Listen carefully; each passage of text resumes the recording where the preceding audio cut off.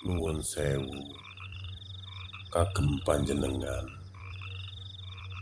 ingkang raos dados pejabat ugi priyayi. Satemenipun dalem kalian panjenengan iku sami-sami 9 wulan ten kandungan. Tapi mbok amun gembedhe Kang, kok iya rumangsa dados ingkang paling kuwasa.